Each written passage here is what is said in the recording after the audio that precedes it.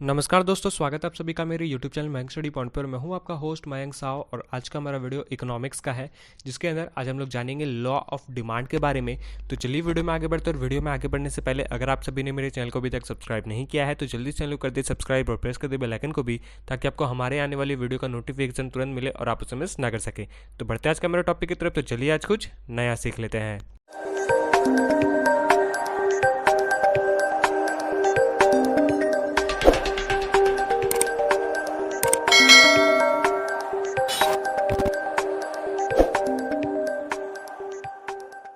तो दोस्तों, वीडियो में आगे बढ़ने से पहले हम लोग देखते हैं कि आज के इस वीडियो में हम लोग क्या क्या सीखने वाले। तो आज के इस वीडियो में हम लोग लॉ ऑफ डिमांड के बारे में जानेंगे, उसके बाद जानेंगे उसका शेड्यूल और कर्व को देखकर कैसे होता है लॉ ऑफ डिमांड का काम। आखिर में जानेंगे एडवांटेज और डिसएडवांटेज, उसके बाद इंपॉर्टेंट फैक्टर्स को देखेंगे। तो शुरू करते हैं लॉ ऑफ डिमांड से। लॉ ऑफ डिमांड क्या कहता है? The law of demand state that other factors being constant, price and quantity demand of any good and service are inversely related to each other. When the price of a product increases, the demand for the same product will fall. तो यहाँ पे क्या बोला जा रहा है कि जो लॉ ऑफ डिमांड है वो ये बताता है कि प्राइस और क्वांटिटी डिमांड को छोड़ के बाकी किसी भी चीज़ में चेंजेस नहीं होता, वो सेम कंस्टेंट रहता है। चाहे वो टेस्ट एंड प्रेफरेंस हो या फिर उसका एक्सपेक्टेशन हो कि फ्यूचर में उसका प्राइस क्या होगा, चेंज होगा या नहीं होगा, ये चीज़ उसमें किसी तरह का चेंजेस नहीं आता है। बस चेंज जो आता है वो प्राइस और क्वांटिटी डिमांड के अंदर आता है, और वो इन्वर्सली होता है कि इसके अंदर चेंज होना ही होना है, ये ऑपोजिट डायरेक्शन पे ही चलता है। अगर किसी प्रोडक्ट का प्राइस घटता है तो उस प्रोडक्ट का डिमांड जो है बढ़ जाता है, और अगर उस प्रोडक्ट का प्राइस बढ़ता है तो उस प्रोडक्ट का डिमांड घट जाता है। जैसे कि आप यहाँ डायग्राम में देख सकते हो कि किसी भी प्रोडक्ट का प्राइस 60 रुपीज़ था तो उसका डिमांड जो था बस 2 क्वांटिटी था, उसका जो उस प्रोडक्ट का डिमांड था 2 था। और जैसे ही उस प्रोडक्ट का प्राइस 10 रुपये हुआ, उसी प्रोडक्ट का डिमांड जो है 12 बढ़ गया या फिर 10 बढ़ गया, ऐसा कह सकते हैं कि 10 क्वांटिटी बढ़ गया उसका। तो ये होता है लॉ ऑफ डिमांड। इसके बीच में बस ये प्राइस और ये प्रोडक्ट के बीच में ही चेंजेस होता है, बाकी किसी भी चीज़ में चेंजेस नहीं होता, वो हमेशा कंस्टेंट रहता है। ठीक है, अब हम लोग बात करते हैं इसका लॉ ऑफ डिमांड का एक और डायग्राम है। जैसे कि यहाँ पे मैंने आपको बताना चाहा है कि मान लीजिए कि किसी भी प्रोडक्ट का प्राइस, चॉकलेट मान लीजिए 10 रुपये का चॉकलेट था, वो आप पहले 2 लेते थे, और जैसे ही उस चॉकलेट का प्राइस 2 रुपये हुआ, आप वहाँ पे क्या करने लगे, उस 2 रुपये के चॉकलेट का 10 क्वांटिटी यूज़ करने लगे कि उस 2 रुपये का चॉकलेट आप 10 क्वांटिटी में लेने लगे, उसका डिमांड बढ़ गया। तो ये होता है लॉ ऑफ डिमांड कर्व। ठीक है, होप आपको समझ में आएगा। लॉ ऑफ डिमांड बहुत ईजी है, आप लोग ध्यान से समझिए। अगर नहीं समझ में आए तो वीडियो को फिर से देखिए, लेकिन आपको ये समझ में आ जाएगा। ये बहुत आसान है। किसी भी प्रोडक्ट का प्राइस बढ़ता है तो उस प्रोडक्ट का डिमांड घट जाता है, और उसी प्रोडक्ट का प्राइस अगर घटता है तो उस प्रोडक्ट का डिमांड बढ़ जाता है। ठीक है, ये ऑपोजिट डायरेक्शन पे चलता है। अब जानते हैं इसके एडवांटेजेस के बारे में। तो इसका सेवरल एडवांटेज है जो लॉ ऑफ डिमांड को बताता है, और वो किस तरीके से बताता है, क्या अपॉर्चुनिटी लेकर आता है ट्रेडर्स, कंज्यूमर और दूसरे पार्टी से जो उस प्रोडक्ट से रिलेट करते हो, इकोनॉमिक्स से रिलेट करते हो। तो वो कुछ 2 पॉइंट्स में है। तो it help the party selling the different goods in fixing the price of their sold commodities, as it will let them know that if they will increase or decrease the prices of the demand, then what will be the corresponding effect on quantity that will be demanded by its customer.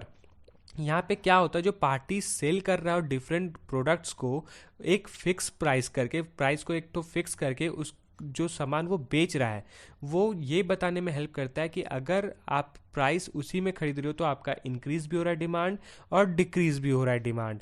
अगर price बढ़ रहा है तो वो demand आपका घट रहा है, और प्राइस घट रहा है तो आपका डिमांड बढ़ रहा है। ये बताता है प्राइस ऑफ द डिमांड। ठीक है, जिसका कॉरस्पॉन्डिंग क्या होता है कि इसका कॉरस्पॉन्डिंग में इफेक्ट पड़ता है दूसरे क्वांटिटी में, दूसरे डिमांड में, जो कस्टमर लेना स्टार्ट कर दे, जिसका कस्टमर डिमांड स्टार्ट कर दे रहे हैं। तो ये होता है इसका एडवांटेज। जैसे कि मान लीजिए कि चाय और कॉफ़ी है, कॉफ़ी का प्राइस 10 रुपये है, चाय का प्राइस 5 रुपये है। जैसे ही चाय का प्राइस बढ़ जाता है तो कॉफ़ी का डिमांड बढ़ जाता है और चाय का प्राइस घट जाता है। ठीक, चाय के प्राइस में किसी तरह का चेंजेस नहीं हुआ, बस जो चेंजेस हुआ वो चाय में हुआ। चाय के प्राइस में इंक्रीजमेंट हुआ तो प्रोडक्ट उसका जो क्वांटिटी डिमांड है वो घट गया, और कॉफ़ी का प्राइस फिक्स था और उसी का डिमांड बढ़ गया।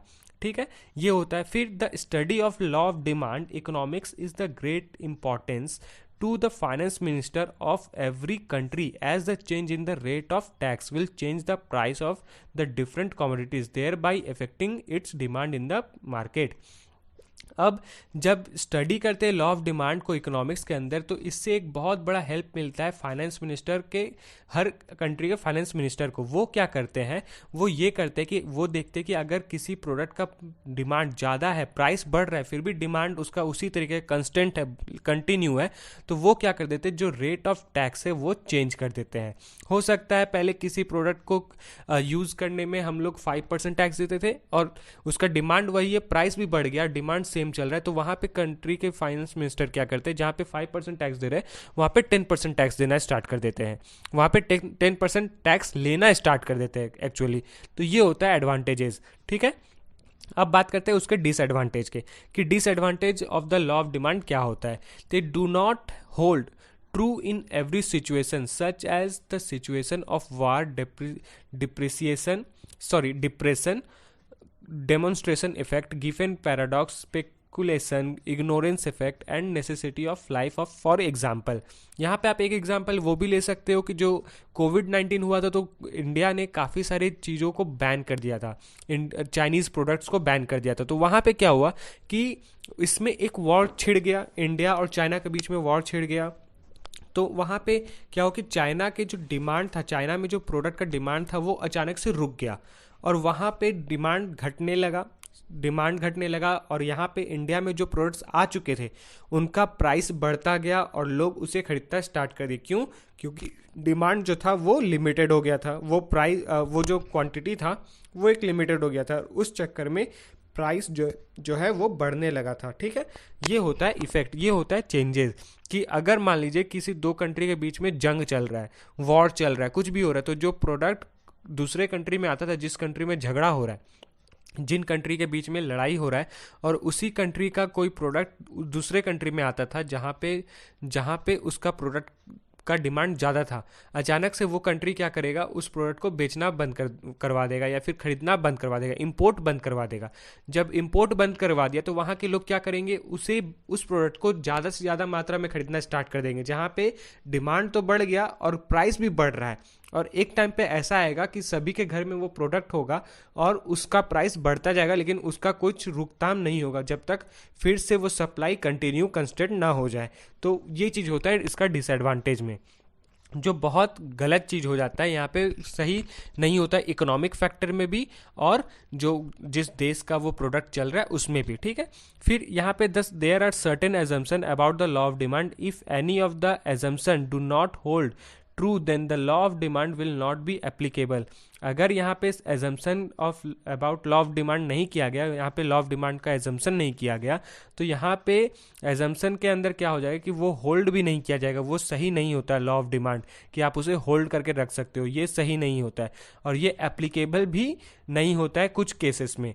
जैसे कि मैंने आपको स्टार्टिंग में बताया था कि आपका डिमांड, जो लॉ ऑफ डिमांड होता है, वो प्राइस और डिमांड पे बस फोकस करता है और बाकी किसी भी चीज़ों पे उसका इफेक्ट नहीं पड़ता है। जैसे टेस्ट प्रेफरेंस पे, उसका सब्स्टिट्यूट गुड्स पे, या फिर उसका जो उसके साथ जो चल रहे होते हैं, उनके लिए जो चल रहे होते हैं, उन पे किसी तरह का चेंजेस नहीं होता, या फिर लोगों का इनकम में कुछ चेंजेस नहीं होता। जैसे कि हम लोग यहाँ पे उसके इंपॉर्टेंट फैक्टर्स में भी देख सकते हैं कि no change in consumer taste and preference, कि आप प्राइस बढ़ा दो या घटा दो, वहाँ पे कंज्यूमर का टेस्ट प्रेफरेंस चेंज नहीं होता है। फिर आप अगर प्राइस बढ़ा दे रहे हो किसी दूसरे प्रोडक्ट का, तो उसमें भी किसी तरह का चेंजेस नहीं होता कि जिसके पास पेट्रोल है, वो जिसके पास कार है वो तो पेट्रोल डलवाएगा ही, चाहे पेट्रोल का प्राइस चाहे कितना भी हाई हो जाए, तो वो चेंजेस नहीं होता।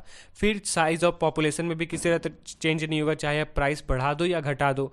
फिर no expectation for the change in the price in the future, कि उसमें कोई एक्सपेक्टेशन नहीं होता कि फ्यूचर में और भी चेंज होगा या नहीं होगा। ये होता है। फिर कंज्यूमर इनकम रिमेन्स कांस्टेंट, कि कंज्यूमर का इनकम जो होता है वो रिमेन कांस्टेंट होता है, सेम रहता है, कभी चेंज नहीं होता। फिर no substitute for the product is there, वहाँ पे सब्सटीट्यूट प्रोडक्ट का कोई गुंजाइश नहीं होता है। फिर consumer habits should remain the same and should not change, वहाँ पे कंज्यूमर का हैबिट जो होता है वो सेम रहता है या फिर सेम नहीं भी होता है, चेंज नहीं भी होता है। ये होता है इंपॉर्टेंट फैक्टर्स। तो दोस्तों आज के लिए बस इतना ही। उम्मीद करता हूँ कि आप सभी को मेरा वीडियो पसंद आया होगा। तो जाते थे वीडियो को लाइक करें, और अगर आप चैनल पर न्यू है तो चैनल को सब्सक्राइब करें, प्रेस करें बेल आइकन को भी, ताकि आपको हमारे आने वाले वीडियो का नोटिफिकेशन तुरंत मिले और आप उसे मिस न कर सके। तो मिलते हैं हमारे अगले वीडियो पे, तब तक के लिए जुड़े रहें मैथ्स स्टडी पॉइंट के साथ। वीडियो को पूरा देखने का आपका बहुत बहुत शुक्रिया।